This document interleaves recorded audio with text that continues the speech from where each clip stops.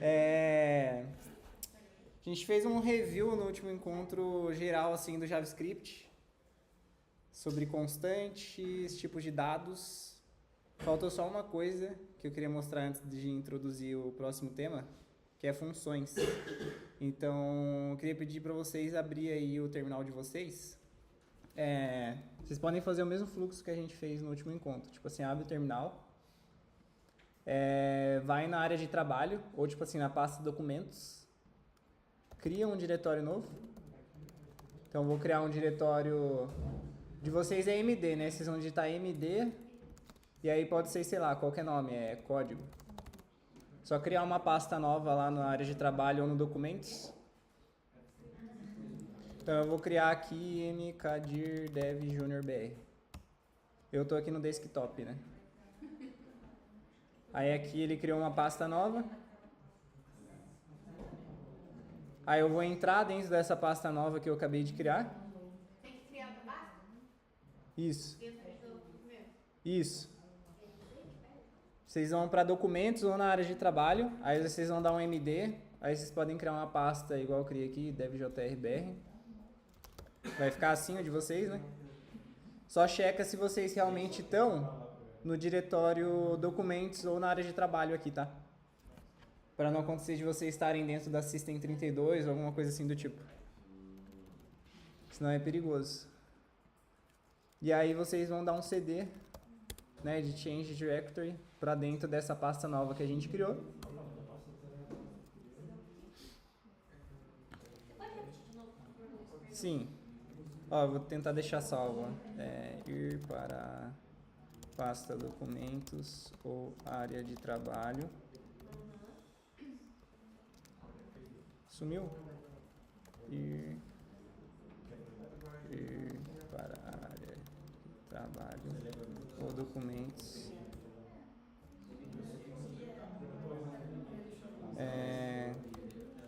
Criar uma pasta nova.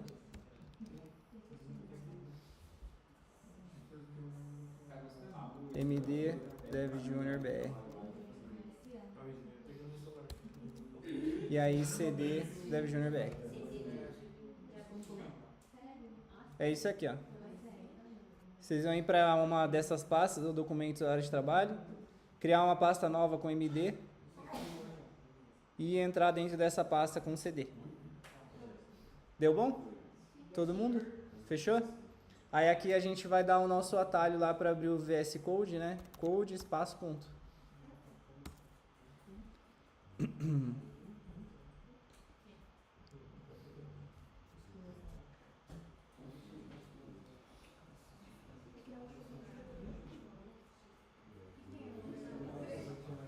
Beleza.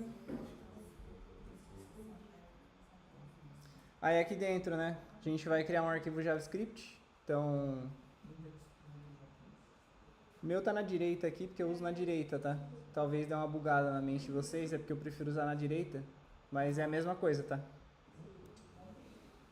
Deixa eu ver se eu consigo inverter.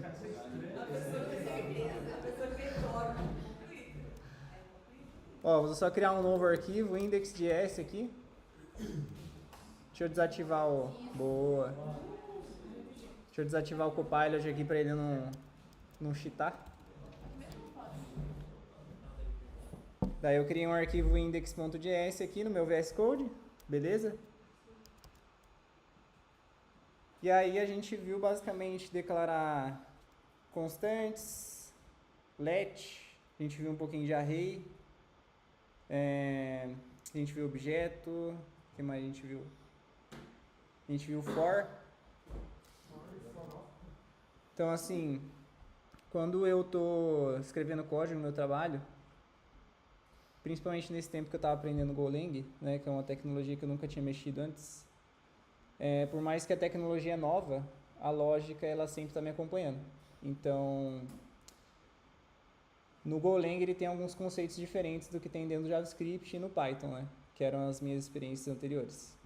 Mas eu sempre tento pensar no tipo de dado que eu estou manipulando.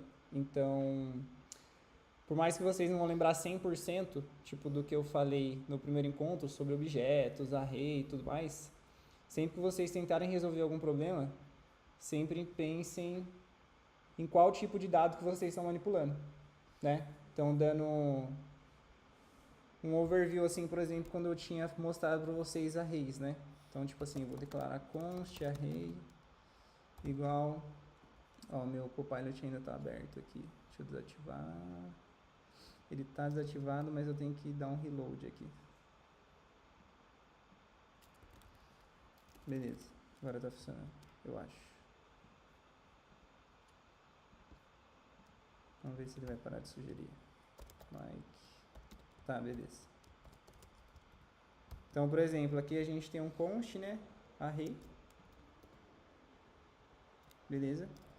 E aí, se eu estou tentando fazer algum algoritmo, alguma solução que eu tenho que manipular esse cara aqui, eu sou muito adepto de uma frase, né? Em inglês, que é code once, think twice. Ele ainda está sugerindo as coisas aqui pra mim, né? Safado. E essa frase significa assim, né? A gente codificar uma vez só, mas pensar duas vezes. Então, antes de eu sair escrevendo vários códigos, eu tento o máximo possível pensar no que eu estou tentando resolver. Então, por exemplo, antes de eu sair escrevendo, por exemplo, um for in aqui, ou fazer loucura, eu tento pensar em qual tipo de dado eu estou manipulando. Então, por exemplo, eu sei que aqui é um array, né? É um vetor, uma lista, enfim, como vocês quiserem chamar. Então, eu sei que um array, para mim acessar os valores dentro dele, eu sempre vou utilizar números inteiros. Então, por exemplo, né? Se eu quiser acessar aqui o Mike, vocês têm que lembrar sempre que a gente vai abrir os colchetes aqui, vai dar um 0, né? Porque sempre os arrays, eles começam aqui com índice 0, Luiz aqui seria o 1. E aí, a partir disso, eu sabendo que eu tenho que manipular um array, eu vou buscar dentro das ferramentas do JavaScript qual funcionalidade da linguagem me dá acesso àquele tipo de dado. Então, é o tempo inteiro eu estou pensando assim. Então, quando eu estava aprendendo Golang, eu fui estudar a linguagem. Lógico que eu tive muito mais facilidade do que quando eu fui aprender JavaScript pela primeira vez. Mas eu já conseguia assimilar algumas coisas. Se eu via, por exemplo, uma variável lá em Go que era declarado com colchetes, na minha cabeça eu já imaginava, bom, aquilo lá é um array, né? E deve ter algum for, alguma ferramenta para mim conseguir percorrer aquela lista e acessar aquele dado. Então, sempre quando vocês forem solucionar alguma coisa do tipo, se não estiver lembrando, né, eu não lembro qual que é e como que eu faço para manipular aquele dado. Dá um Google, né, tipo, arrays JavaScript. E aí vocês entram dentro da documentação, dá uma lida, né, para ver como que funciona aquele tipo de dado e ver quais são as ferramentas que vocês têm disponíveis para conseguir manipular ele. Beleza? Tranquilo, né? O que eu queria mostrar para vocês, né, complementando o que a gente viu no último encontro, era sobre as funções que a gente tem aqui no JavaScript. Sempre quando a gente está escrevendo um código, a gente tenta fazer ele ser reutilizável. Então, o que acontece quando a gente não escreve um código que é reutilizável, né?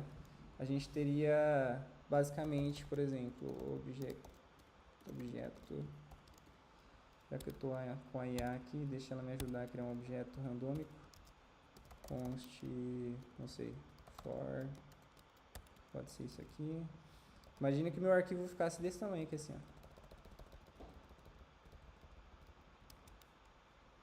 Isso é ruim, não ter o arquivo desse tamanho, mas, por exemplo, eu tenho o mesmo trecho de código que está fazendo a mesma coisa sendo declarado várias vezes no mesmo arquivo.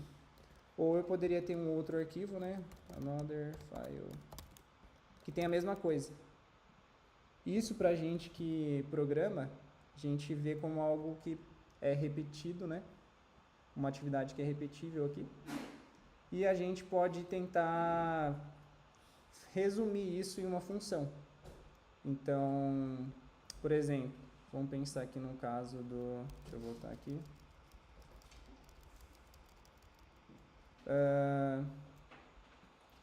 A gente tem aqui um array, né?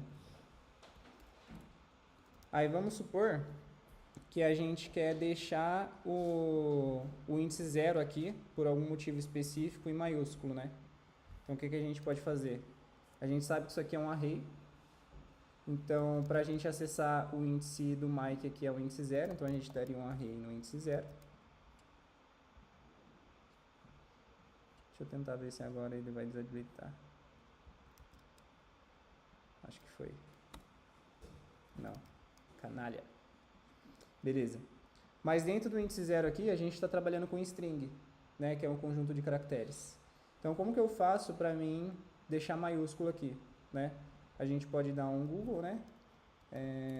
Maiúsculo string JavaScript. Aqui. A gente olha na documentação como que a gente faz para deixar uma string maiúsculo. Então, aqui no exemplo, né? Ele pega uma string aqui, dentro de um const, e dá um to uppercase nela. Então, a gente pode dar um Ctrl+C aqui. Vamos ver se ele vai atuar da mesma maneira. A gente pode dar um console.log para a gente ver isso no nosso console, no índice 0, e aí a gente dá um ponto to uppercase, beleza? Abri o meu terminal aqui, né? Ctrl+J. Ou para quem não tiver esse atalho, é só vir em terminal, new terminal, e aí ele vai abrir o de vocês também. Só tem que garantir que eu estou dentro da pasta aqui que está esse meu arquivo index.js, né? Então eu posso dar um ls aqui. Aí ele vai mostrar, ó, eu tenho index.js e another file.js. E aí a gente vai executar node index.js. Beleza. Então ele executou o nosso arquivo JavaScript aqui através do node e ele mostrou Mike em maiúsculo. Beleza? Vamos supor que em vez de eu só dar um console log nesse cara, que eu realmente quisesse que dentro desse array o Mike fosse C maiúsculo, né? Porque em tempo de execução ele está mostrando o to uppercase aqui, deixando o Mike maiúsculo. Mas se eu der um console log aqui embaixo, no array, vocês vão ver que ele continua minúsculo, certo? Então vamos supor que em vez de eu fazer assim, ó, array no índice 0 igual a array no índice 0 to uppercase. Seria uma opção, né, a gente fazer isso aqui, ó. Deixa eu comentar. Vou executar de novo. Aí a gente consegue ter esse cara em maiúsculo, né? Eu falo assim, ó, que o array na posição 0 é igual a ele próprio, só que no uppercase. E aí ele vai transformar esse cara em maiúsculo, beleza? Vamos supor que em vez de eu querer fazer em uma linha assim, eu quisesse construir uma função, porque eu tenho vários arrays aqui no meu código e eu quero replicar isso várias vezes, por algum motivo específico. Então a gente pode construir uma função e sair reutilizando ela através do nosso código, em vários outros arquivos também. Então, para a gente escrever uma função, aqui no JavaScript a gente vai dar um function, vamos colocar assim, maiúsculo, opa, valeu, function maiúsculo, beleza? Qual que é a estrutura da função aqui? Essa palavra aqui é reservada, function, beleza? Aqui a gente dá um apelido para função, beleza? Sempre seguindo esse estilo de forma de escrever, tá? Tanto função quanto as constantes. Vocês percebem aqui que eu começo sempre com a letra minúscula e aí a próxima palavra eu começo com a letra maiúscula, tá? O nome disso é camel case, beleza? É camel case? Tem a camel case versus Pascal case. Sempre esqueço. Camel case, beleza? Aí tem a snake case e a Pascal case, que é esse outro formato que começa com maiúsculo. No JavaScript é uma convenção a gente usar o camel case, beleza? Então aqui a gente dá um apelido para a nossa função, né? A gente sempre dá um nome que faça sentido para o contexto que a gente está mexendo, né? Eu não vou deixar aqui apelido para função, vou colocar maiúsculo, beleza? Aí aqui a gente tem os nossos parênteses, abertura de chave, fechamento de chave. Às vezes vocês vão ver a galera usando ponto e vírgula aqui, igual eu uso, tá vendo? Mas não, tipo assim, se não tiver o ponto e vírgula, seu código vai continuar funcionando igual, tá? A gente coloca normalmente é por convenção, assim. Eu não sei quem foi que inventou isso, mas eu só continuo utilizando. Beleza. Aqui eu dei o apelido, tá? E aí aqui dentro eu continuo escrevendo código JavaScript. Só que qual que é o contexto? Eu quero que a minha função, ela pegue um array e ela devolva ele para mim com o primeiro valor em maiúsculo, certo? Então, como que eu posso fazer isso? Aqui eu posso receber um parâmetro, que a gente fala dentro desses parênteses aqui. E aqui eu posso colocar quantos parâmetros eu quiser. Então, pode ser parâmetro 1, parâmetro 2, parâmetro 3. Normalmente, a gente coloca o nome aqui desses parâmetros de acordo com o contexto que a gente está manipulando. Então, por exemplo, aqui eu vou receber uma lista de usuários, certo? Eu quero passar uma lista, um array de usuários. Não faz sentido eu ter vários parâmetros porque é uma lista só. Então, eu posso colocar assim, list of users, tá? E aí, aqui, dentro de list of users, eu vou estar manipulando esse array aqui, que eu vou estar passando. Vou até fazer o seguinte, ó. Para a gente chamar a nossa função, a gente faz assim, ó, maiúsculo, abre os parênteses, deixa eu apagar isso tudo aqui, isso aqui também, isso aqui também. E aí eu posso passar aqui, ó, array, para dentro dessa função, tá? E aí o que acontece? Aqui eu tenho que dar um nome exato da const, né, da variável que eu estou manipulando. Aqui a gente fala que a gente está passando como argumento um valor. A gente passa como argumento. Aqui dentro a gente recebe como parâmetro. Beleza? Como isso funciona em tempo de execução? Vou mostrar para vocês. Vou colocar um breakpoint aqui, tá? Na minha linha 4. Vou vir aqui na lateral, aqui é a direita, né, para vocês seriam a esquerda. Tem esse iconezinho aqui de debug, beleza? E eu vou debugar o meu código. Eu vou dar um run debug aqui, Node.js. E aí com o breakpoint ele para nessa linha, tá? Por que ele parou nessa linha? Porque eu estou chamando a minha função aqui, maiúsculo, tá? Se eu não tivesse isso aqui, deixa eu comentar. Vou parar isso aqui e vou rodar de novo, vocês vão ver que não vai acontecer nada. Porque basicamente eu tenho um código, só que eu não estou chamando nada. Eu não tenho um console log, eu não estou chamando minha função. Ele vai executar e vai passar reto. Tá com o breakpoint aqui. Volta, faz nada. Para ele parar aqui eu tenho que executar minha função, colocar um breakpoint e rodar. Ele vai parar aqui dentro. Aqui dentro, vocês percebem que a minha constante ela se chama array. Só que aqui eu nomeei ela como lista de usuários. Então, independente do nome que vocês derem para o parâmetro aqui que vocês vão estar recebendo dentro da função, em tempo de execução o JavaScript vai fazer esse entendimento para vocês. Então, aqui poderia ser qualquer nome que eu quisesse, que ele ainda ia estar com o valor do array. Então, ó, qualquer coisa. E aí, eu colocar aqui como qualquer coisa, eu voltar a executar isso aqui. Quando ele parar aqui, ó, ele vai estar com o valor do array, beleza? Então, na hora que você chamar uma função e você precisar passar um valor para dentro dela, precisa ser um nome exato ali dentro do escopo do seu código, né? Então, aqui é array, eu iria, obviamente, passar como array. Se eu passar qualquer outra coisa aqui, ele vai acusar um erro para mim, ó. Normalmente, o VS Code de vocês vai acusar erro. O meu acho que não está acusando porque eu desabilitei. Mas faz um teste aí de vocês que vocês vão ver que ele vai falar que esse valor aqui não foi definido. Né? Se eu tentar executar esse código até, ó. Vamos voltar. Rodar. Ó, ele vai falar, ele vai jogar um erro aqui pra gente, né? Um erro de referência. Esse nome muito louco aqui não foi definido. Ou seja, né? Não é uma constante, não é um let, não é nada. Beleza? Aqui ele já funcionaria.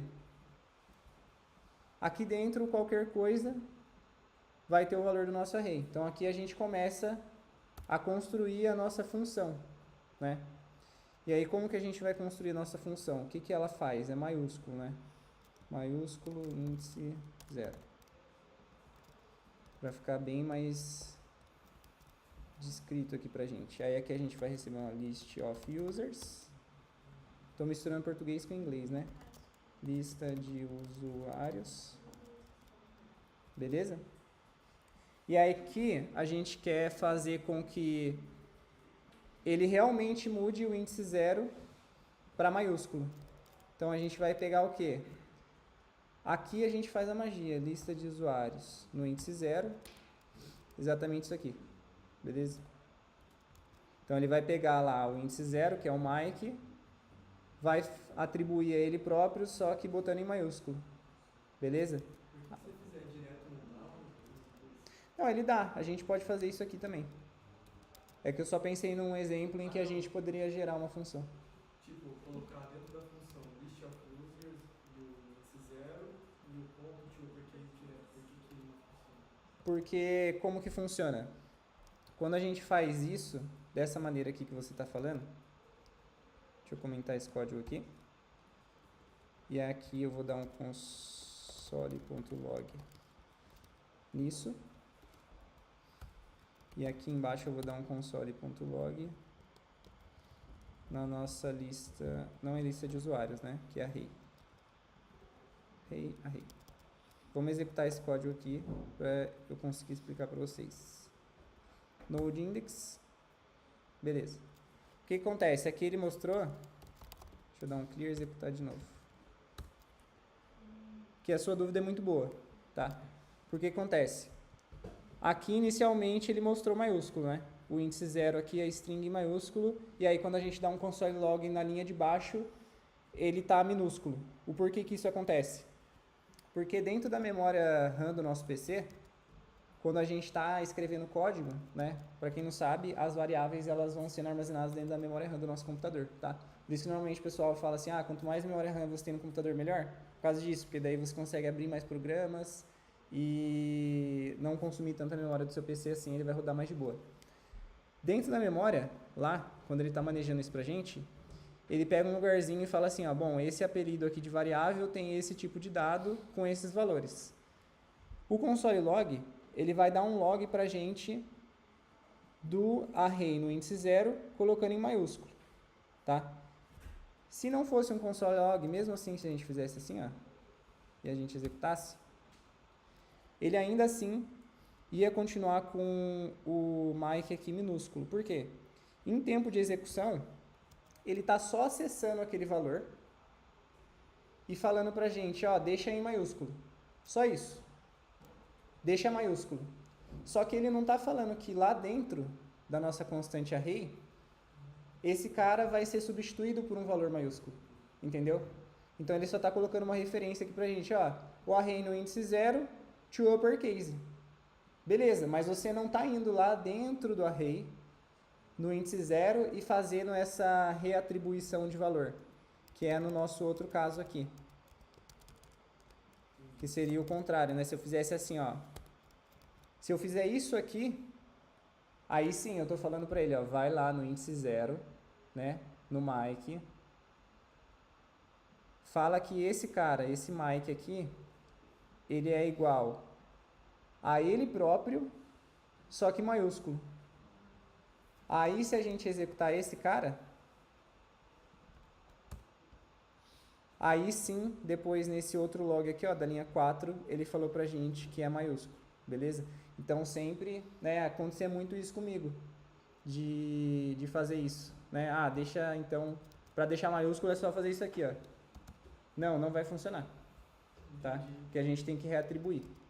Então, beleza? Não reatribui valor, só meio que mascara o...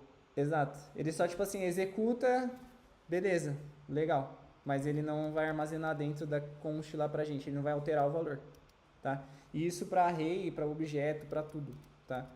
Para número, enfim. Então, vamos voltar lá para o nosso contexto da função. Aqui, a gente precisa falar que a nossa lista de usuários no índice 0 é igual a lista de usuários no índice 0 to uppercase.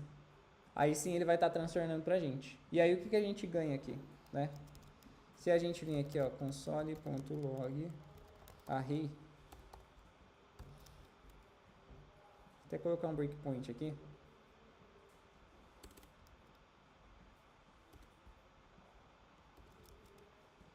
E aí eu coloco um outro breakpoint aqui. Vou executar com o nosso debug.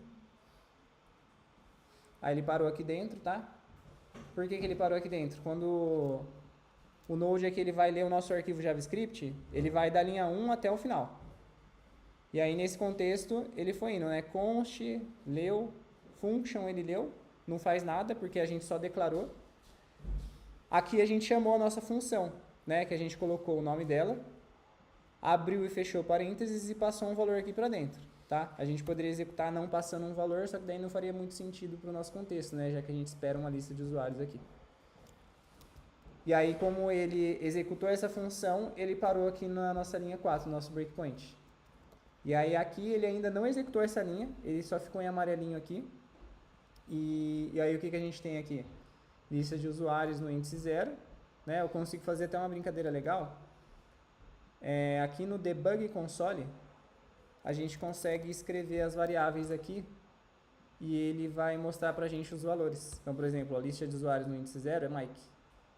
E aí, se eu consecutivamente der uma lista de usuários, ele vai falar aqui também. A gente consegue usar essa ferramenta a nosso favor por conta disso, é muito legal. Eu utilizo bastante, tá? Inclusive, vocês também usem bastante isso, porque ajuda, né? Em vez da gente ir lá no nosso terminal, executar a node e o nome do arquivo, e aí ficar, tipo assim, várias vezes fazendo isso, vocês podem usar o debug e de pouco em pouco validando o que vocês querem executar, beleza? Então aqui lista de usuários no índice 0, que é o Mike, vai ser igual a lista de usuários no índice 0 to uppercase, beleza? Aí aqui pra gente ir pro próximo breakpoint, que é o da linha 8, a gente pode clicar nesse playzinho aqui ou apertar o atalho, né, de F5. Então a gente vai dar o F5, beleza, e ele parou aqui pra gente.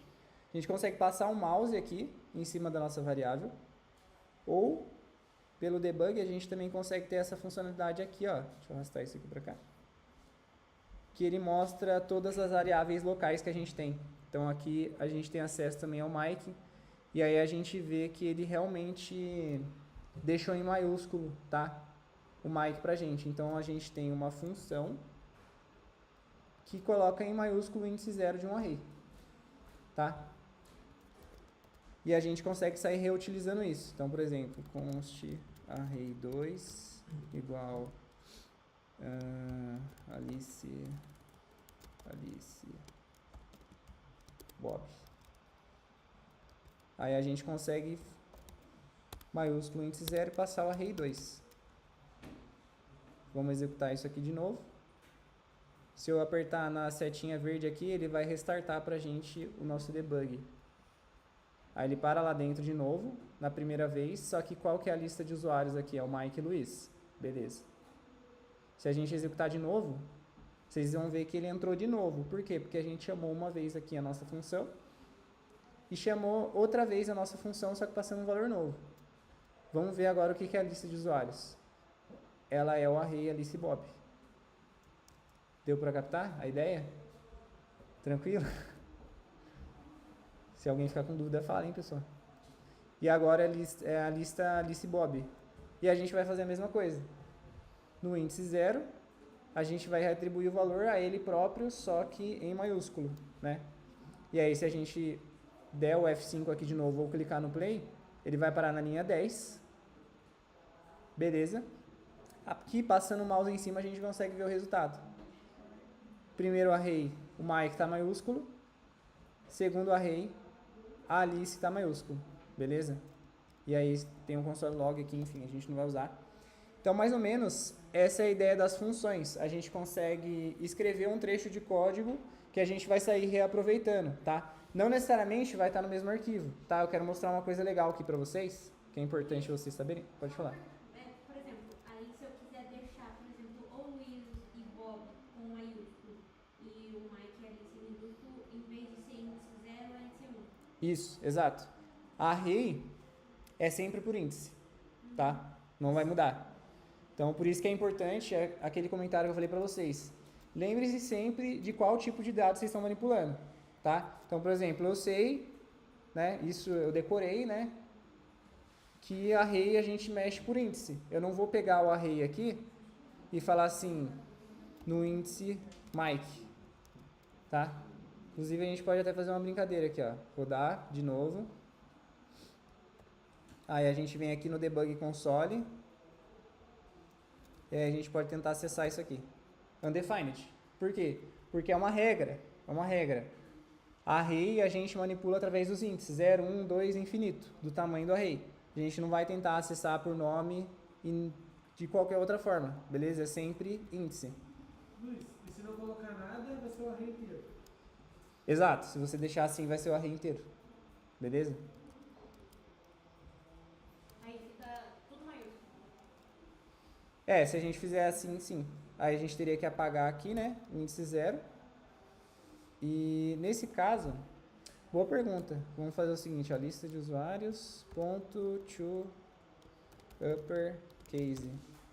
Eu acho que vai dar algum erro. Ele fala que não é uma função, porque o que acontece? O to uppercase, se a gente for lá na documentação, o que ele espera? Ele espera uma string. Então, a própria linguagem não deixa você fazer muita coisa errada, entendeu? Tipo assim, como que você vai pegar um array e dar um to uppercase? Tipo assim, não tem sentido lógico nenhum. Ele precisa que seja uma string, entendeu? Então, a partir daí que vocês vão conseguir construir o conhecimento de vocês olhando para o JavaScript de uma outra maneira, entendeu? Tipo assim, vocês olham um tipo de dado, eu quero deixar em maiúsculo, mas é um array. Putz, não faz sentido. Então eu tenho que acessar o índice daquele array. Como faz para mim acessar o índice? Bom, eu posso colocar o número direto aqui, ou se eu quiser percorrer o array inteiro, eu dou um for, né? Não lembro o for. Beleza, dá um Google, né? Essa é a ideia. Eu, quando não lembro alguma coisa de Go, eu dou um Google e vou na documentação, ou dou um chat GPT e ele me ajuda também, beleza? Luiz, na array ela só serve de string, só? Só string virada pra jogar? Tudo que você quiser. Eu mostrei lá no último encontro pra galera que a gente consegue ter a string, a gente consegue ter número, a gente consegue ter objeto, a gente consegue ter até função aqui dentro, tá? A lista, o array, ele compõe tudo que a gente quiser, basicamente, aqui. Até classe, objeto, enfim. Mais ou menos essa ideia. Só que, para você acessar, o valor lá dentro é por índice. Então, por mais que ele comporte várias coisas, Mesmo assim, a base é índice. A função, por exemplo, vou ter que acessar a função por índice também. Exatamente. Então, aí vocês começam a matar como que o JavaScript funciona. Vocês vão assimilando os tipos de dados que vocês estão manipulando e não lembro como que faz. Beleza, dá um Google e aí você lembra e vai compondo o conhecimento de vocês. É basicamente assim que eu estudo e basicamente assim que a gente assimila as coisas, tá? Sempre lembrando do tipo de dado e o que ele dispõe pra gente para conseguir manipular ele. Beleza? E aí eu quero mostrar uma coisa legal para vocês. A gente não vai ver classe, nem orientação a objetos, porque se a gente for chegar nisso, eu acho que eu e o Mike, a gente tinha que pegar muito mais tempo com vocês para mostrar essas coisas, porque orientação a objetos, se eu mostrar para vocês, vocês vão ficar viajando muito, né? O Mike concorda com isso também? Eu vou mostrar. Vai mostrar? Tá. Eu não quero mostrar porque na nossa API a gente não vai usar isso, então não faz nem sentido eu mostrar para vocês uma coisa que a gente não vai usar. A gente fazer de uma maneira bem simples, tá? Nossa API. Vamos usar basicamente as funções e tá tudo bem, beleza? Como que a gente faz para conseguir declarar uma função aqui e reutilizar ela em outros arquivos? Aqui no JavaScript, a gente consegue usar essa funcionalidade aqui, ó, module.exports, e a gente exporta uma função pra gente. Nesse caso, é a maiúsculo índice 0.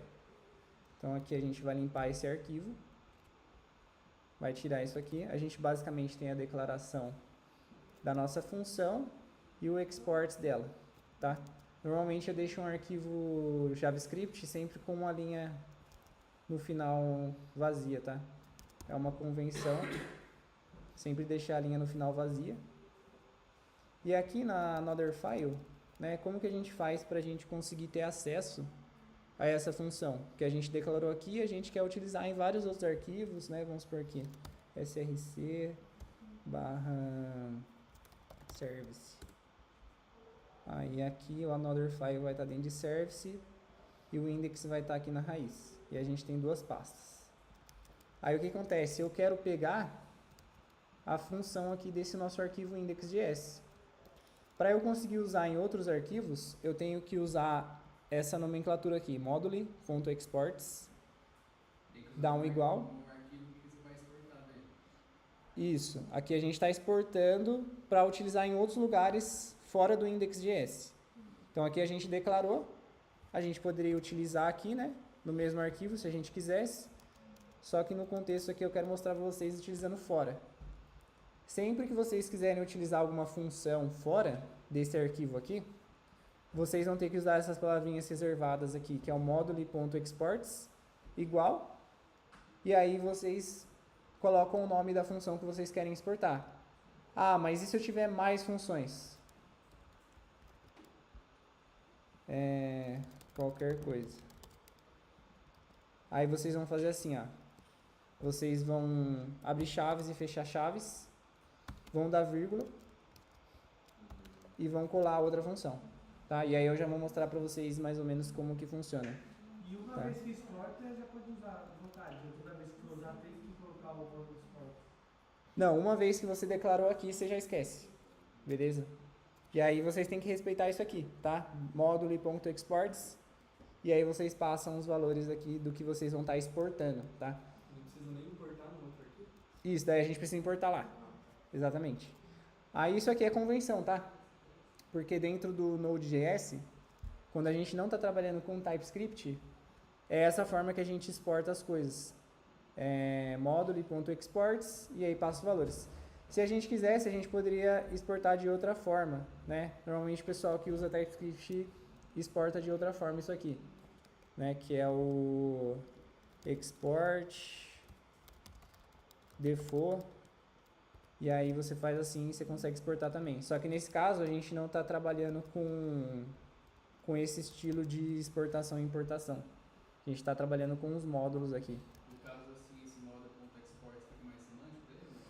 Não, é só um tipo específico, né? A gente pode até fazer assim, ó, módulo e exports versus exports. Ele tem algumas coisas específicas que vai mudar de um para o outro. Aí é tipo assim, escovar bit do JavaScript, né? Escovar bit é tipo assim, quando a gente vai lá a fundo na tecnologia para entender como funciona lá dentro dela. Mas basicamente, quando a gente dá um módulo exports, a gente está exportando o módulo inteiro, e aí dentro da memória ele age de uma forma, e quando a gente dá o export direto da outra forma que eu estava mostrando para vocês, ele exporta só aquela função específica, tá? Não vou ir muito a fundo, senão vocês vão ficar loucos. Falar escovar bit, vou usar essa gíria agora. Como? Escovar bit. Escovar bit. Sim. E aí aqui a gente está exportando para usar essa nossa função em outro lugar, né? Nesse caso a gente quer usar aqui dentro do anotherfile.js. Beleza? Então a gente vai entrar aqui dentro e aí como que a gente faz para trazer essa nossa função maiúsculo índice 0? A gente vai dar um const, aí a gente vai colocar um nome, função maiúscular. Pode ser isso. Igual, que é o nome que vocês quiserem, tá? Require. E aí a gente vai ter que... Isso aqui também é do próprio JavaScript, tá? Quando a gente está trabalhando com o módulo exports. É sempre desse jeito que vocês vão fazer. Tanto isso aqui, como usar esse require aqui também. Já é nativo do JavaScript. E aí, qual que é o conceito aqui? A gente precisa passar o caminho relativo do anotherfile.js até o index.js. É como se a gente estivesse no nosso terminal aqui. É como se a gente estivesse no nosso terminal. Então, por exemplo, aqui eu dou um ls para ele listar, né? Dentro do diretório dev.jrbr. E ele tem o index.js e tem o src. Aí vamos entrar lá, cd src /service, dou um ls para ele listar, Então, aqui dentro desse diretório service, ele tem o anotherFile.js. Só que como que eu faço para dentro do diretório onde o anotherFile.js se encontra, para ir até o index.js? Eu vou ter que dar um cd // para voltar a um diretório. Aí eu posso passar o nome do service. Espera aí, // de novo. Então eu estou voltando 2 diretórios, que é isso aqui, ó. Volta um, eu estou dentro do src. Volto o outro, eu encontro com o index. Faço isso, dou um ls aqui, estou no diretório do index.js. Então a gente vai ter que passar o caminho relativo do anotherFile.js para o index.js. Então aqui a gente vai dar um require, a gente abre as aspas aqui e a gente vai dar o // A gente pode fazer ou assim, passando o nome, ou fazendo direto como eu mostrei para vocês, tá vendo? // index. Aí ele encontrou. Se a gente der um Ctrl clique, ele até se direciona para o arquivo, tá? Então é uma boa forma de vocês conseguirem validar se vocês conseguiram importar certo aquela função, aquele arquivo, enfim, é dando Ctrl clique aqui, ó, entendeu? E aqui a notação, né, a forma como a gente escreve é basicamente como se a gente estivesse no terminal. Então aí vocês veem quanto é importante a gente ter mostrado para vocês algumas coisinhas sobre terminal. Né? Basicamente a gente está navegando entre diretórios aqui e o JavaScript entende isso, então a gente usa dessa forma. E aí, qual que é a ideia? Aqui a gente está pegando função maiúscula, só que a gente está exportando 2 coisas, né? Vamos até ver como que ele se comporta, porque aqui a gente está exportando 2 funções, mas aqui a gente está dando um nome só, const função maiúscula. Vamos fazer o seguinte, vamos executar esse cara aqui e ver qual que é a gambiarra que vai acontecer. Vamos ver o que rola. A gente pode executar direto, né? Não vamos executar com debug não. Vamos ver o caos acontecendo. Então aqui eu estou dentro de dev.jrbr, que é basicamente esse diretório raiz aqui, né? Se eu der um ls, ele mostra o index.js, src, cd src, /service, mudei de diretório. Dou um ls, estou dentro do diretório anotherFile.js. Beleza, agora vamos tentar executar esse arquivo. Node anotherFile.js, tem que ser igualzinho, né? O nome do nosso arquivo. Vamos executar. Vamos ver o caos acontecer. O que ele falou aqui pra gente? Função maiúscula is not a function, tá? Por quê? Porque aqui a gente está exportando 2 caras e ele não entende isso. Então o que a gente pode fazer? A gente pode fazer o seguinte, ó. A gente pode dar um export só na função que a gente vai usar. E aí vamos ver o que ele vai executar pra gente. A gente pode até fazer o seguinte, ó. Console. Lembra que eu falei pra vocês que o console log é nosso melhor amigo? Por causa disso aqui, ó. Entrou aqui. Daí a gente consegue debugar o nosso código por meio dos logs. Vamos executar. Ele falou de novo. Não é possível ler as propriedades de undefined de reading 0. Por quê? Eu acho que é por causa disso aqui, ó. Deixa eu comentar. Agora vamos executar de novo. Entrou aqui, tá? Por que ele deu erro? Porque quando ele chamou essa função aqui dentro do nosso outro arquivo, o que esse cara espera? Ele espera uma lista de usuários e ele tenta executar uma função com aquilo. Só que ele tentou fazer isso. E o que rolou? Rolou um erro, porque ele está indefinido, né? Esse valor aqui é tipo assim, indefinido dentro da memória. Então ele gera um erro pra gente falando que não tem como fazer aquilo que a gente está tentando fazer. Beleza? Então ele funcionou, o nosso export aqui. Só que aí, vamos voltar lá para o contexto onde a gente quer exportar 2 funções, né? Aqui a gente vai dar um console.log, entrou na outra função. E aí eu quero usar essas 2 funções lá no nosso outro arquivo. Como que eu faço? Tá? Vamos ver se eu lembro. Se eu não me engano é assim. Ou melhor, vamos consultar. Aqui. Faz um tempo que eu não dou um export em duas. How to export multiple functions in modulo exports Node.js. Vamos ver. Módulo exports, várias funções. Vamos ver. Módulo exports, função export method require método módulo.método. Tá, vamos ver se isso funciona. Então aqui a gente tem o nosso index módulo. E aí vamos ver se ele vai entender isso aqui. Ponto. Vamos ver se é assim mesmo. Clear. Aqui a gente está exportando duas funções, que está basicamente dando um log, né? Não tem problema. Aqui a gente vai download another file.js e vamos ver a causa acontecer, se vai funcionar ou não. Não funcionou, ele não entendeu. Então não era exatamente aquilo que a gente queria. Deixa eu fazer um teste e ver se era assim, ó.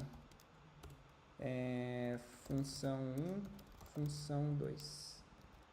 E vamos ver se era assim. Eu acho que era. Algo me diz que é.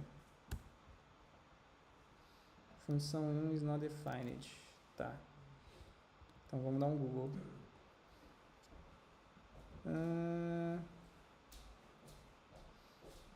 Functions. Function 1. Aqui diz que era assim. Por que ele não funcionou?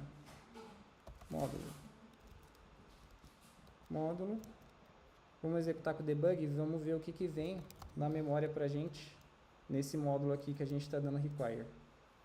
Aqui no terminal eu estou dentro da service, então eu posso dar um run debug porque eu estou dentro do arquivo another file. Vamos só colocar um breakpoint aqui, ó, para ele parar e a gente ver como que ele está trazendo esse cara. O que é o módulo? Ah, beleza. Tá. Maiúsculo índice 0. Então, dentro dele, ele está tendo acesso a esses caras. Vamos no debug console e vamos escrever módulo aqui, ó. Então, ele tem acesso a maiúsculo índice 0 e tem a qualquer coisa também. Então, vamos dar um módulo, ponto, maiúsculo índice 0. Ah, daí ele funcionou. Beleza. Eu acho que eu não tinha salvo o arquivo, não sei porque não funcionou naquela hora. Então, aqui ele vai funcionar. Módulo, ponto, maiúsculo índice 0. Executa esse cara. Dessa forma. Abro o terminal. Aí aqui a gente pode executar de novo. Ah, beleza, agora funcionou. Eu acho que eu não tinha salvo da última vez. Pode ter sido isso. Então aqui a gente consegue dar um export em várias funções. Beleza? Ele não entrou só na primeira função? Porque daí não apareceu na outra função. Isso aí, a gente dá um módulo, ponto, qualquer coisa. Aí a gente executa aqui. O que ele deu? Qualquer coisa, mas aí ele deu o quê? Não é possível ler undefined reading 0. Ah, beleza. Faltou a gente comentar isso aqui. Salvou. Vem no terminal de novo. Executou. Beleza. Isso aqui a gente vai usar muito. Muito. O tempo inteiro, a gente que programa está pensando em reutilizar código. Então, se eu vim num projeto randômico aqui, ó, Node.js GitHub API. Vamos entrar no projeto do Yuri Duarte aqui do GitHub. Se eu tiver logado na minha conta aqui, é só eu dar um ponto no meu teclado e ele vai abrir o Visual Studio Code na versão web. Então, a gente consegue, em vez de precisar clonar o projeto da pessoa, a gente consegue abrir o projeto aqui e navegar pelo código dela. Então, ele abriu aqui o nosso Visual Studio Code Web, tá? Só apertando o atalho ponto. Tem que lembrar sempre que tem que estar logado na conta do GitHub, senão ele não vai funcionar. Vamos ver aqui, controllers. Ou mais fácil. Venho aqui na lupinha, ou eu dou um Ctrl Shift F, e aí eu consigo pesquisar por meio de todos os códigos, todos os arquivos. Function. Ele tem uma função aqui, generate token, tá? E ele tem uma outra aqui, uma função assíncrona, tá? Que a gente já vai entrar lá quando eu mostrar isso para vocês. Tem uma função. E aí, essa função generate token, recebe os parâmetros aqui, enfim. Vamos ver onde que ele está utilizando esse cara. Está usando em vários outros lugares. Então, por isso que a gente cria uma função, porque ele sai reutilizando em vários outros arquivos. Vamos ver agora como que ele faz para exportar esse cara. Vamos lá no final, módulo exports. Tá, aqui ele está utilizando o Express, que é um framework. E deixa eu ver, function, generate token. Ele declara aqui e usa no próprio arquivo. É por isso, tá? Ele está declarando e usando no próprio arquivo. Vamos tentar achar algum outro que não faça isso. Vamos ver. Aqui, pode ser isso aqui.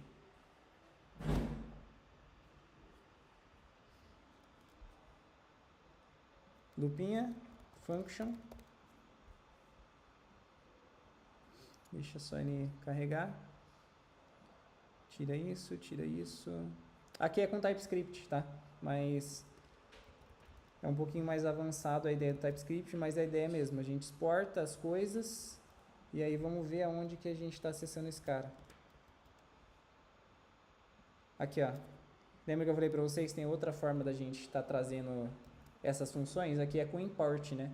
Se fosse no Node sem o TypeScript, aí a gente ia dar um const, ia dar o require, tá?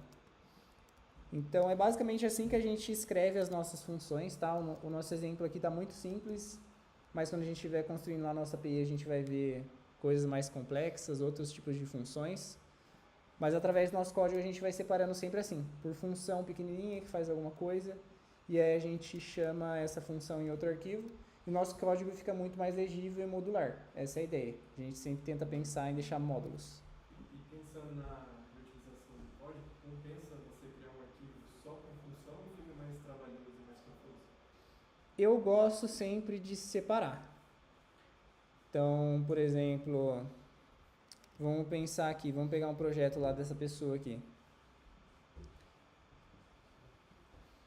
Tem um arquivo do banco, tem um arquivo da aplicação, do servidor, tem uma pasta de middlewares.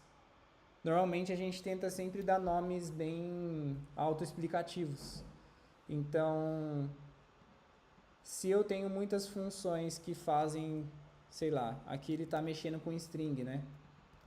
Vamos supor que eu estou mexendo com base de dados CSV. Então, eu vou pensar em várias funções, tipo, acessa string, manipula, acessa coluna, enfim. Eu gostaria de criar um arquivo aqui, né, que, sei lá, é data transformation, né, transformação de dados, alguma coisa assim. E aí aqui dentro eu vou declarando as funções que eu vou estar utilizando, entendeu? Agora, se, pô, é só uma função e faz sentido para o contexto aqui que eu estou mexendo, declarar ela aqui e utilizar ela aqui mesmo. Ah, então usa, entendeu? Agora, se por exemplo aqui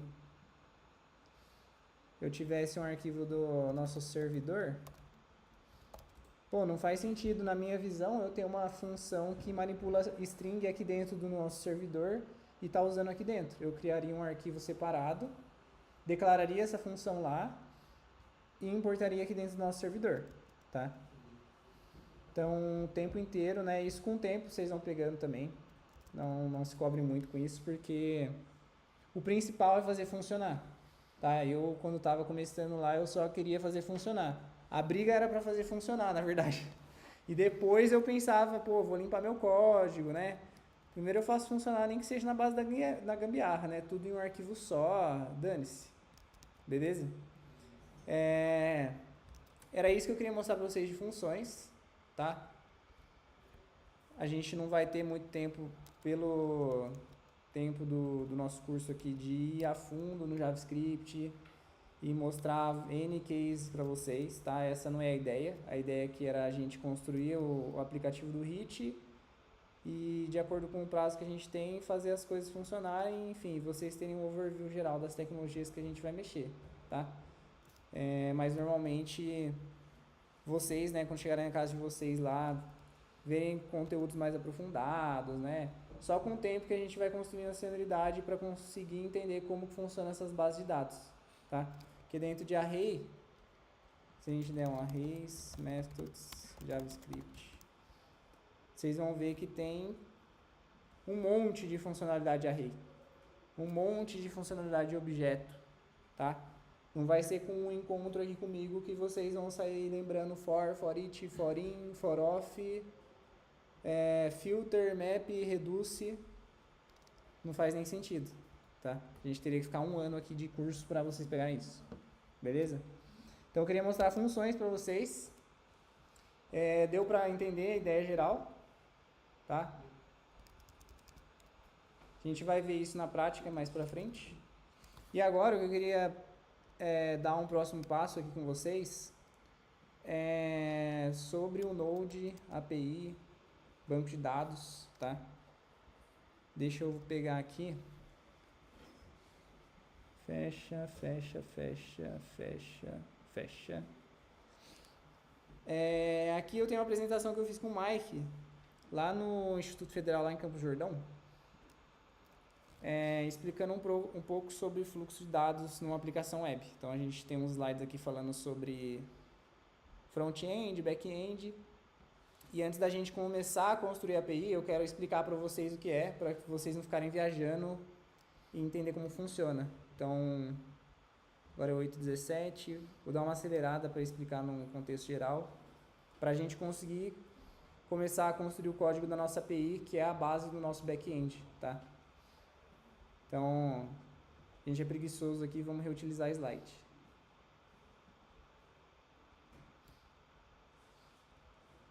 Tá.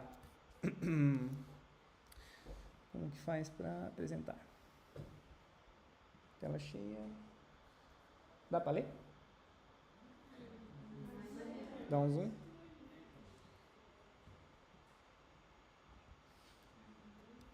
E agora? Tá cortando, mas dá para ver, né?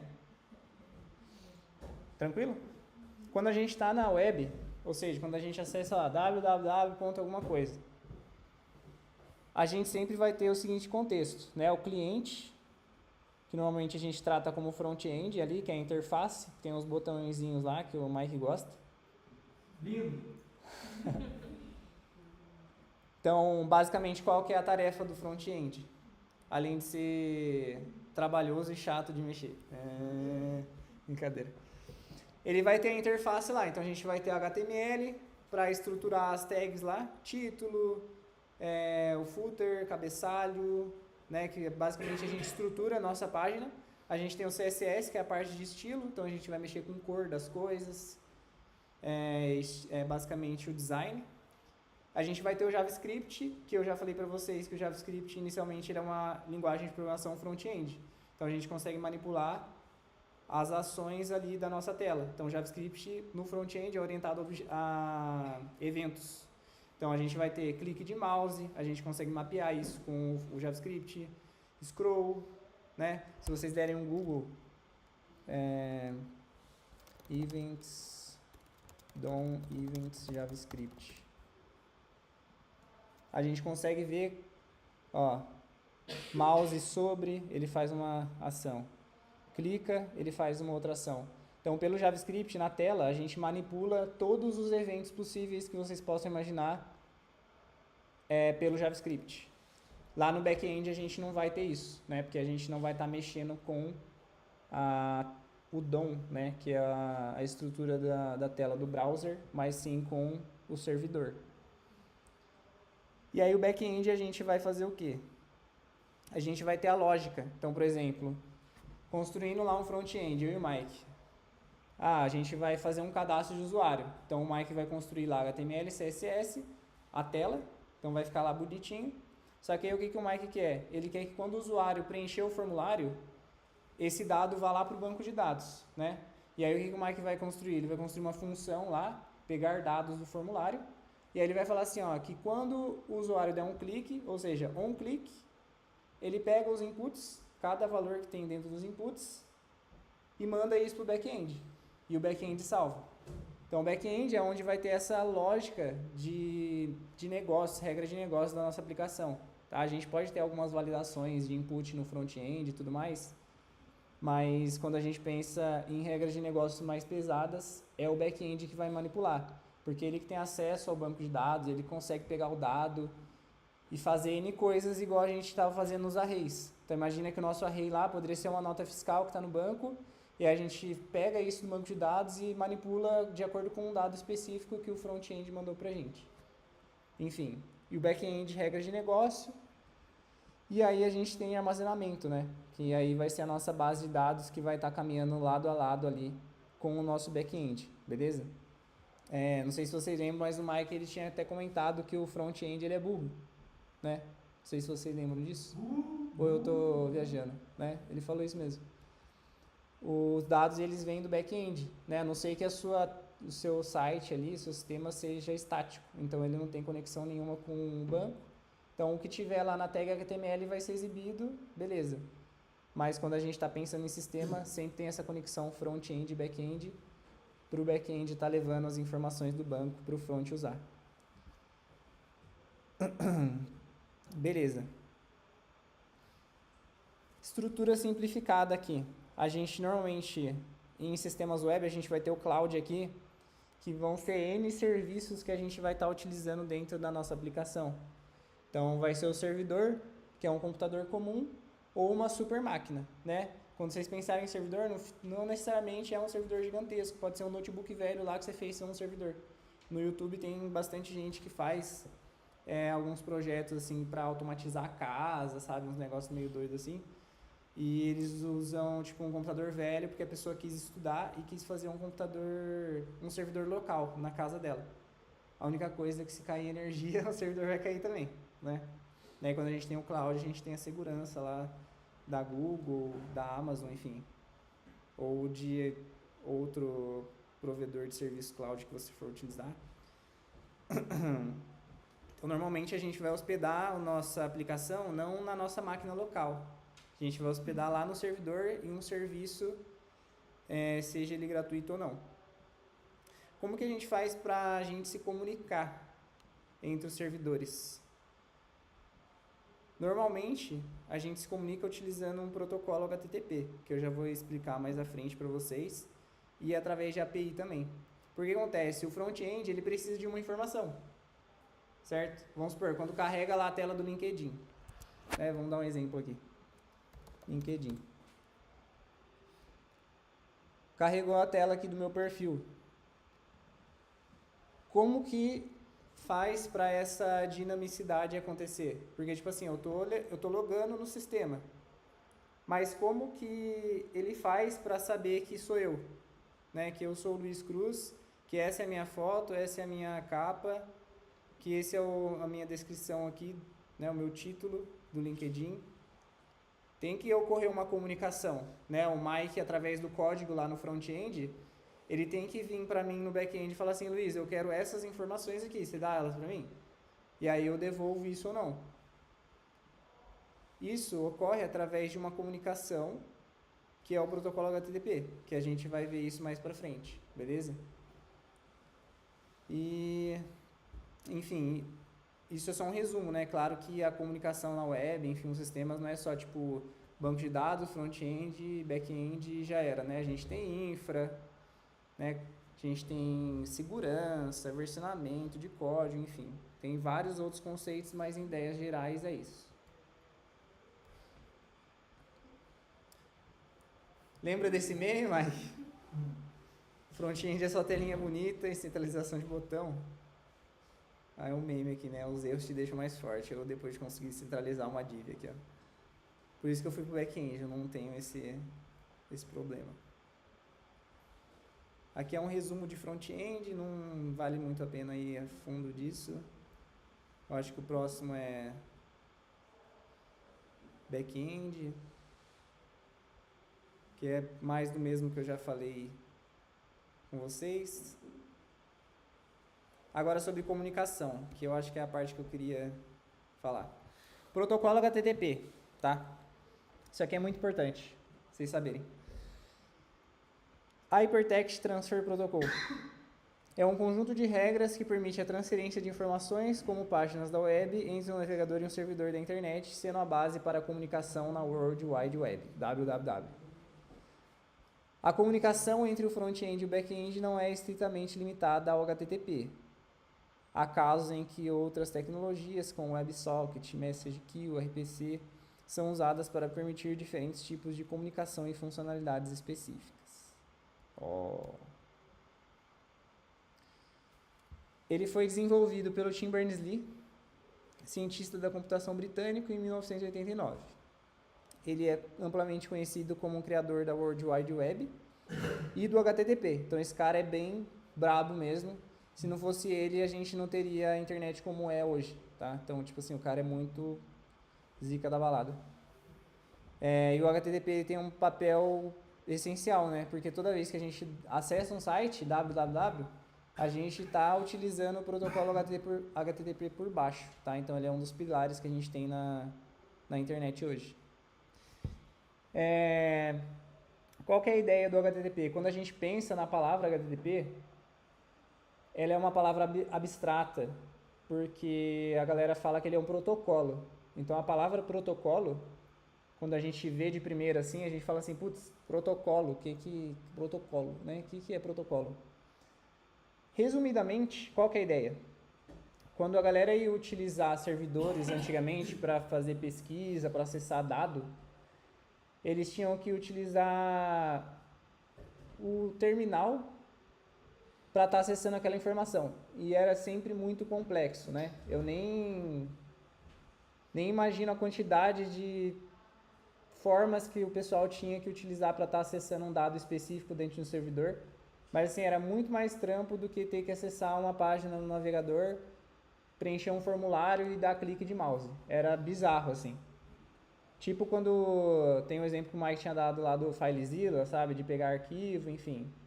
Trabalhoso demais, né? E aí quando a gente tem, por exemplo, o Google Drive da vida para acessar um arquivo, a gente só vai lá na nossa, faz login, dá um clique, download, ou faz upload e é nóis, né? O protocolo HTTP, ele vem para resumir isso pra gente. Qual que é a ideia dele? Ele é literalmente como se fosse um idioma. Então, quando vocês estiverem escutando a palavra protocolo, assimila isso como um idioma, uma forma de se comunicar.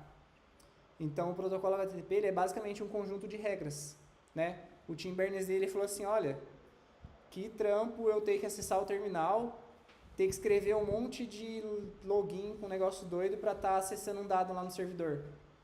Por que eu não resumo isso de uma maneira mais prática, né? E aí ele criou o protocolo HTTP, que é esse conjunto de regras. Então, a gente vai ver essas regras e como elas funcionam, tá? Tem vários conceitos, não só esses que eu vou mostrar aqui para vocês. Tem um monte, vários até que eu nunca usei dentro do protocolo HTTP. Mas dentro desse idioma, o protocolo HTTP, qual que é a ideia aqui?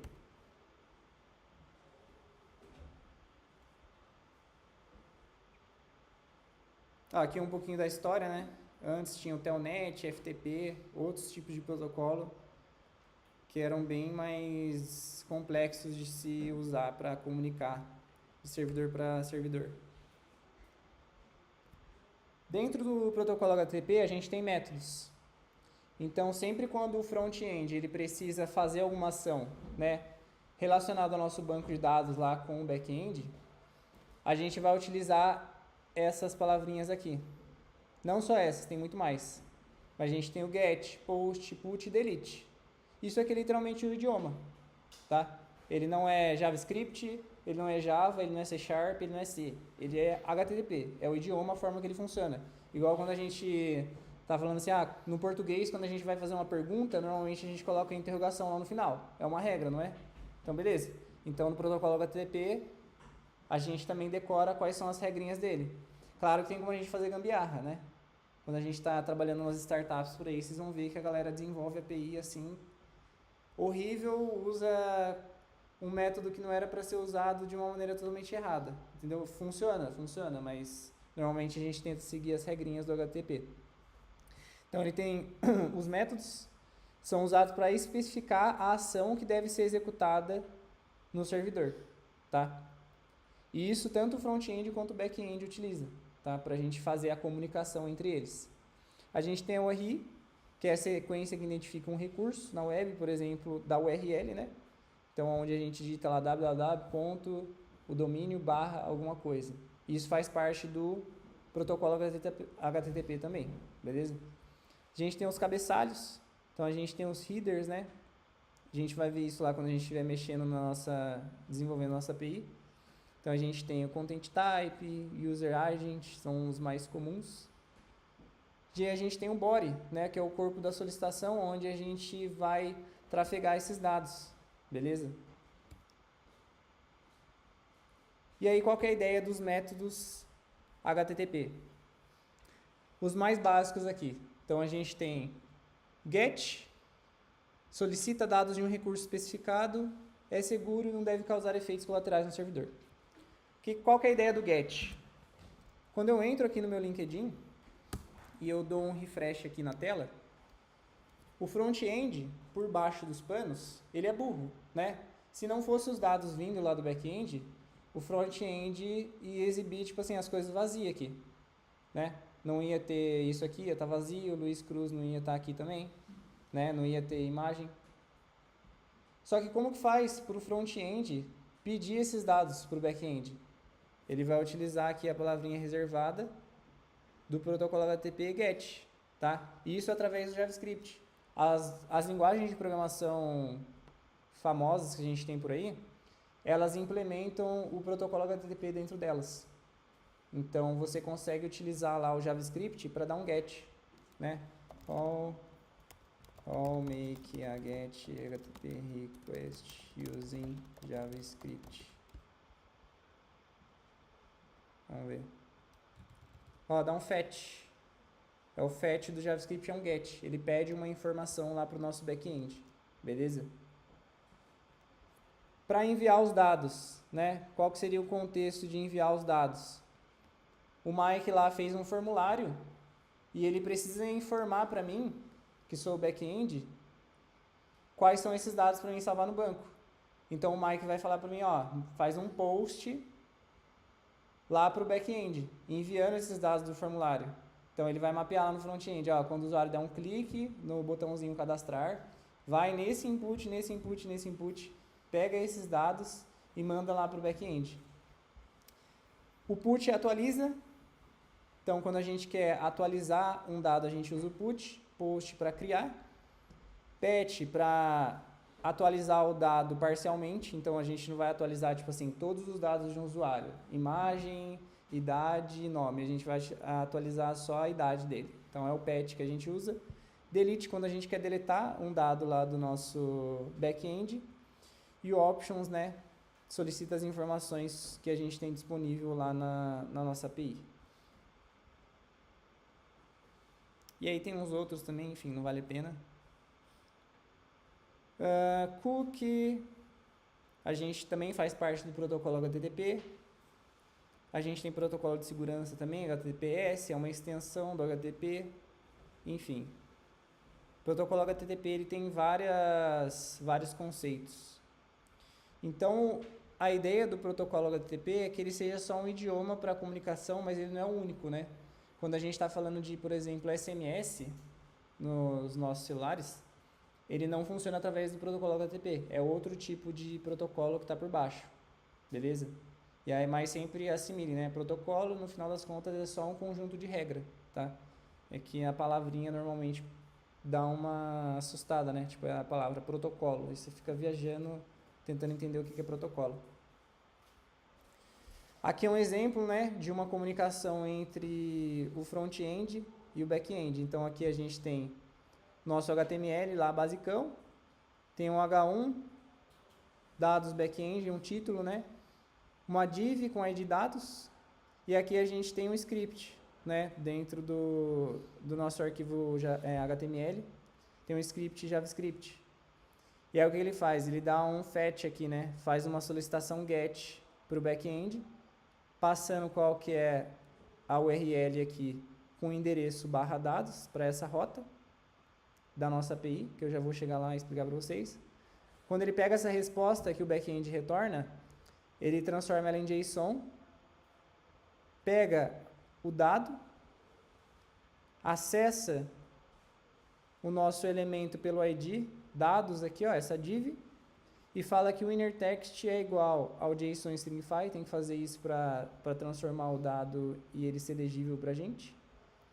Passando aqui esse dado para a gente, e aí na nossa tela consecutivamente, toda vez que a gente desse um refresh na tela, ele ia pegar o dado lá do back-end. Então é assim que funciona o dinamismo. Né? Aqui é um fetch. Poderia ser outra coisa, poderia ser um post, poderia ser um envio de dados, né? Para cadastrar um usuário no banco. Então é mais ou menos assim que o front-end vai trabalhar para mapear a tela e para se comunicar com o back-end. Tá? Ele mapeia através dos eventos. Aqui nesse caso o script ele vai estar olhando sempre, ele carrega sempre, na hora que a tela carrega ele executa.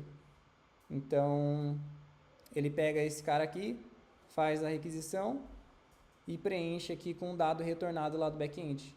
Então, por isso que o Mike falou que o front-end é burro. Né? O dado aqui, ele não está estático, ele é dinâmico. Ele vem de algum lugar, que nesse caso é o back-end, e aqui por baixo o JavaScript implementa o protocolo HTTP, que é o idioma, né, de comunicação que a gente utiliza. Beleza? Exemplo do back-end, que é o lado mais legal. Mike deu risada.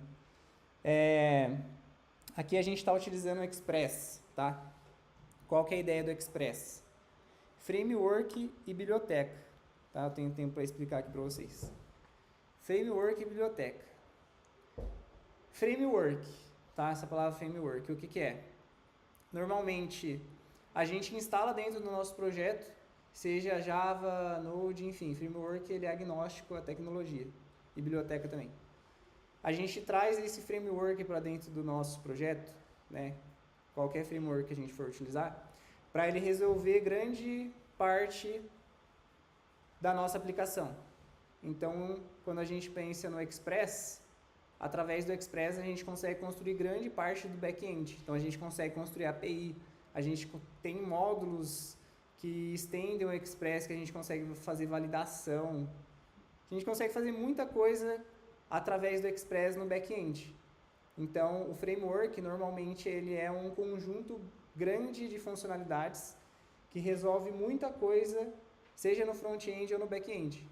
Então, no mundo Node.js e JavaScript, a gente utiliza o Express, tem o Koa. No front-end, o que a gente tem de famoso de framework no front-end, Mike? Framework famoso front-end. Nest, Angular.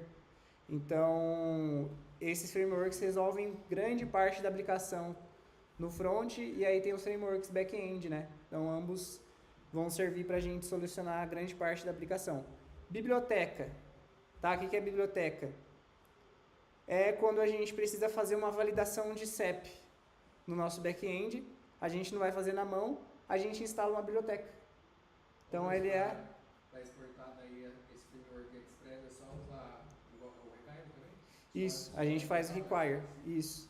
E aí, obviamente, a gente precisa instalar também, e aí eu vou mostrar para vocês depois como que instala, beleza? Porque daí aqui ele não é nosso, né? Ele é do próprio Express que mantém ele. E aí a biblioteca normalmente é quando a gente quer validar um CEP, validar um CPF, a gente quer fazer algo muito pontual ali na nossa aplicação. Então, a gente usa a biblioteca. Então, framework é quando a gente tem um conjunto muito grande de coisas que a gente vai resolver dentro do back-end ou do front-end. Biblioteca é algo pontual, tá? Vai validar um dado. A gente tem biblioteca para manipular array, que facilita bastante, enfim. E aí, essa é a ideia. Nesse código aqui, a gente está usando o Framework Express porque ele é gigantesco, muito famoso e a gente gosta dele.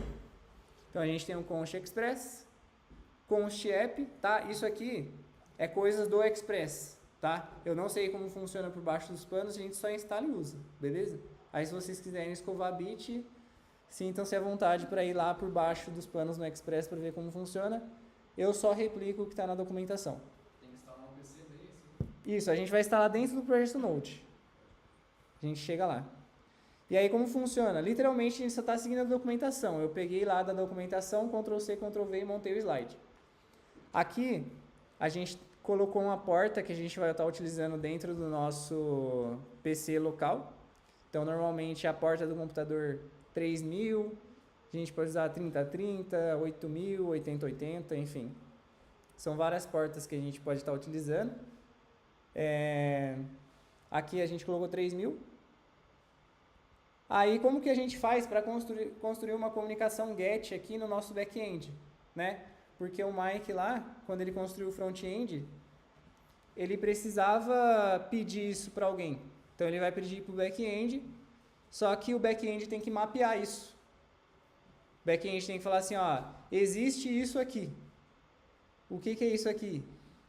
Eu mapeio lá, né? Vocês vão mapear lá no back-end.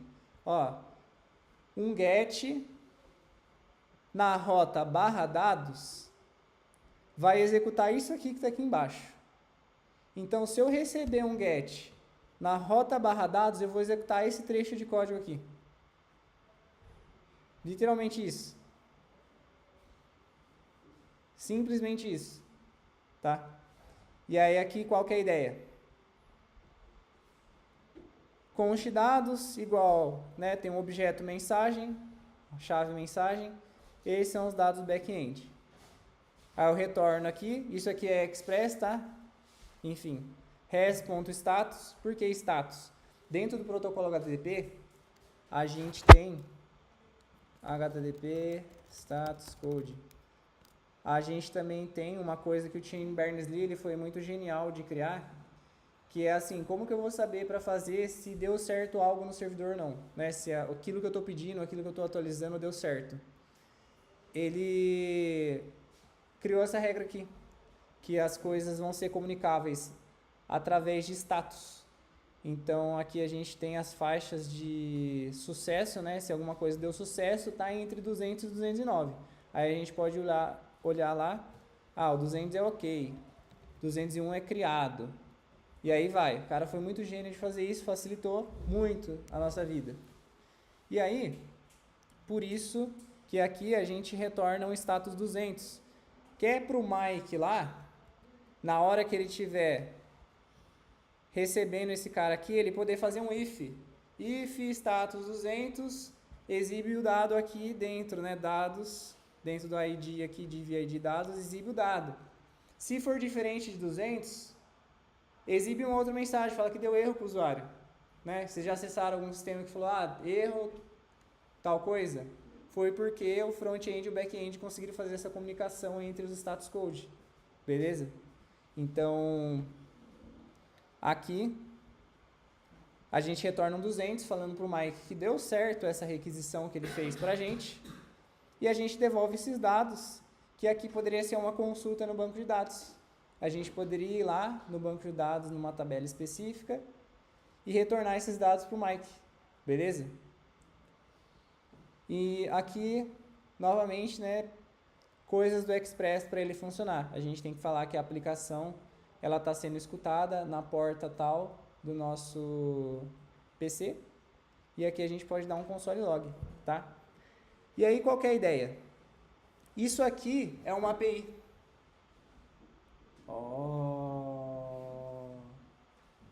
Isso aqui é uma API de 1, 2, 3, 4, 5, 6, 7, 8, 9, 10 linhas de código. Isso aqui é uma API.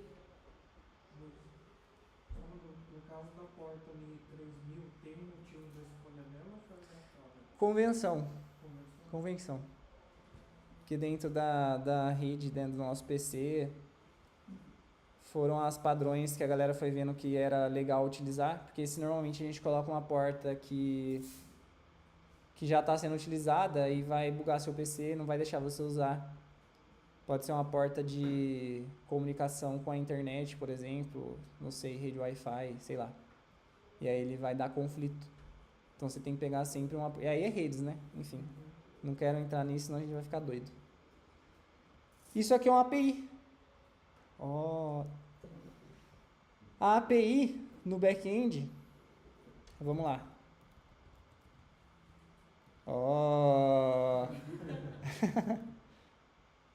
Cadê? API. Application Programming Interface. Interface de programação. Interface de programa. Novamente, é uma palavra muito abstrata, né? Interface, né? Aí dá uma complicada. A API, a palavra interface, ela está correta de ser utilizada como interface. Porque se vocês forem olhar lá, volta.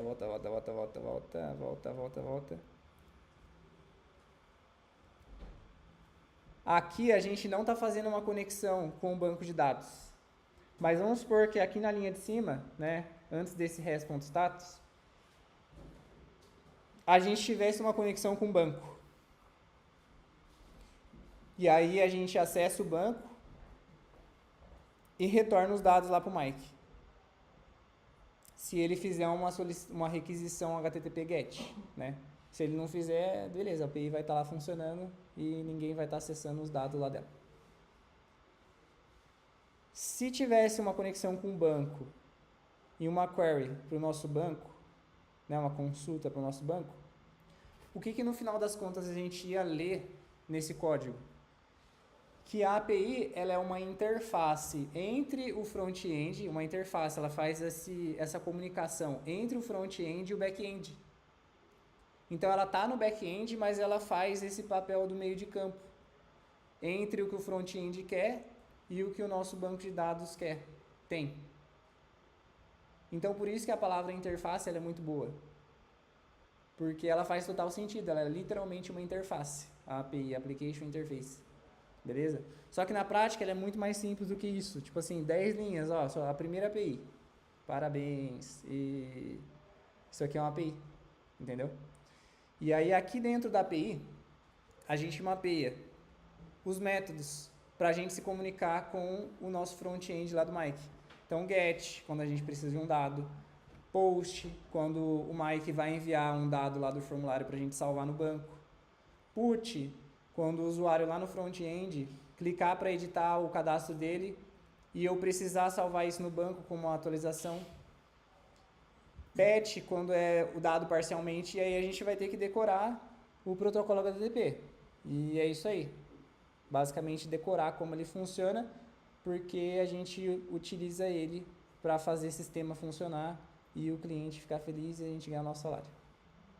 Beleza? API é isso aí. E aí uma coisa muito importante que é o seguinte, para a gente se comunicar, além de utilizar o protocolo HTTP, normalmente a gente vai ter o formato de dado. E aí, para a gente ter esses formatos de dados sendo passados entre o front-end e o back-end, a gente utiliza o JSON. Né? Vocês já ouviram por aí JSON? É o formato que a gente usa. É literalmente um formato de dado, tá? Enfim, aqui a história, não vou entrar porque a gente está chegando no nosso tempo. JSON, a estrutura dele é essa aqui. Parece muito com o objeto do JavaScript, né? Se vocês forem comparar aqui. A única coisa é que o objeto do JavaScript lá que a gente viu não tem aspas. E aqui tem aspas. E o JSON surgiu do JavaScript, né? Que é JavaScript Object Notation. Objeto, notação, JavaScript. E a galera começou a utilizar esse padrão de formato de dados para se comunicar entre o front-end e o back-end, porque ele é muito fácil de você ler. Então, quando o Mike vai e mapeia um formulário lá no front-end, ele vai pegar os inputs lá através do JavaScript, quando o usuário der um clique lá para cadastrar. Então, ele dá um clique, pega os inputs, pega os valores desses inputs, e o Mike vai estruturar um JSON. Então, ele vai pegar todos os dados de cada um desses inputs e vai mapear dessa forma aqui pra gente. Isso aqui é o formato JSON. Então, nome, idade, e-mail, localização. E o conceito é o mesmo de um objeto no JavaScript. Ó, pode ter string, número, podia ser com pontuação, né? Ponto flutuante aqui, 30.99, enfim. Interesses é um array. Isso aqui já é outro objeto, tá vendo? Então, é como se fosse mesmo o objeto lá do JavaScript, tá? É muito fácil de utilizar JSON, a gente vai utilizar ele para se comunicar entre o front e o back-end. Tinha também, né, tem hoje também, o XML. XML a gente não utiliza mais porque olha só como que a gente precisa estruturar o dado. Olha que coisa bonita, né? Que parece um HTML, né? Se vocês forem para ver. Né? Abre tag, fecha tag. E aí é muito mais complicado a gente fazer dessa forma do que dessa outra aqui. Entendeu? Então, normalmente, quando a gente está construindo API hoje em dia, a gente vai utilizar o JSON e não esse formato XML aqui. Tanto que na época que surgiu o JSON, a galera viu que era muito melhor utilizar o JSON do que o XML, porque, tipo assim, né? Olha o trabalho que a gente tem para mapear os dados, né? Imagina que lá naquela rota lá, ó, volta. Não, era mais para frente, né? Imagina que nessa linha aqui, a gente tivesse que mapear tudo aquilo lá de XML. Ia dar um trabalho, né? Com JSON fica muito mais fácil. Inclusive o próprio Express aqui, ele tem suporte a JSON nativamente. Beleza? E aí, deixa eu ver quanto tempo a gente tem. 52. Beleza. E aí, dito isso, a gente pode pegar esse nosso código aqui. E aí o que a gente faz? cd.barra para voltar na raiz. Estou na raiz do nosso projeto, tá? Alguém consegue digitar assim, ó, npm-version aí no terminal e ver o que acontece? Só pra gente testar uma coisinha.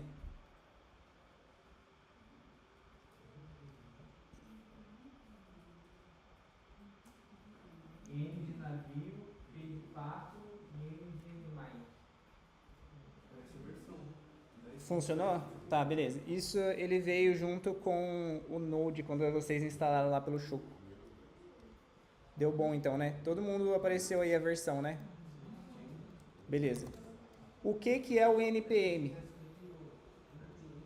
O NPM é isso aqui, ó, npm-version. O NPM ele é um gerenciador de dependências que a gente vai utilizar para instalar as dependências do nosso projeto Node. Então, através do NPM, a gente instala o Express, a gente instala várias bibliotecas que a gente consegue dar um Google aqui, ó. npm libraries. Ó. E aí aqui a gente consegue buscar quais são as dependências que são mais famosas. A gente consegue publicar bibliotecas nossas também. Porque no final das contas o Express e o Angular, enfim, essas dependências nada mais são do que dependências que outras pessoas fizeram, tá? E disponibilizaram para a gente usar. Basicamente isso, tá? E aí vocês conseguem também construir as próprias bibliotecas de vocês, enfim. Aí é um nível mais profundo, né? Quando a gente pensa em construir biblioteca. É porque a gente tá zica do baile mesmo no JavaScript e Node e a gente quer fazer coisas para a galera utilizar. Aí a gente constrói bibliotecas, enfim, eu nunca fiz. Mas conheço gente que curte isso. Através do NPM, deixa eu dar um help, deixa eu ver se existe esse help. Existe. Através do NPM a gente vai começar a construir o nosso back-end, tá? Então a gente executa igual o Choco, né, que vocês usaram o Choco para instalar o Node. O Choco é o gerenciador de dependências, um dos mais conhecidos para Windows, né? E o NPM é para Node. Então, através dos comandos no terminal aqui do NPM, a gente vai conseguir instalar as dependências no nosso projeto Node.js. Então, é aí que a gente dá um passo para começar um projeto back-end. A gente executa aqui, ó, npm e express, tá? Na raiz do nosso projeto. Nem precisem escrever isso aí, porque no próximo encontro a gente faz isso de novo. Eu quero dar um install. npm installe o express. Roda. Aí ele vai carregar. Que ele não vai instalar porque eu tenho que logar na minha VPN aqui.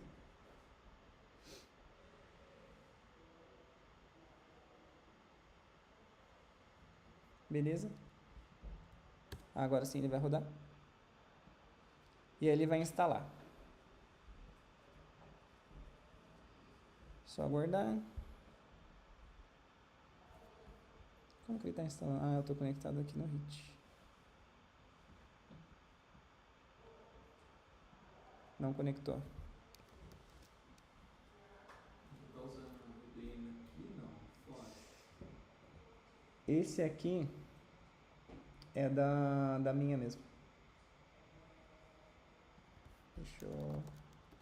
Porque como esse PC aqui é da firma, aí ele tem umas coisas que eu não consigo fazer se eu não estiver conectado na VPN.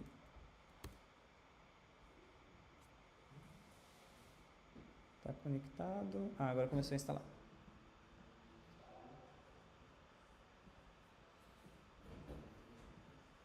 Tá oscilando, né? Vamos fazer o seguinte. Deixa eu conectar na minha internet.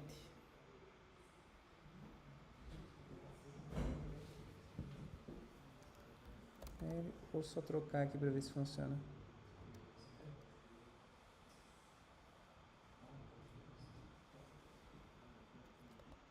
Rodar de novo. Ah, agora foi. E aí o que acontece? Vocês viram que ele adicionou alguns arquivos aqui, né? Isso aqui faz parte do Node, tá, pessoal? A gente rodou o npm express e aí ele começou o nosso projetinho Node.js aqui pra gente, tá?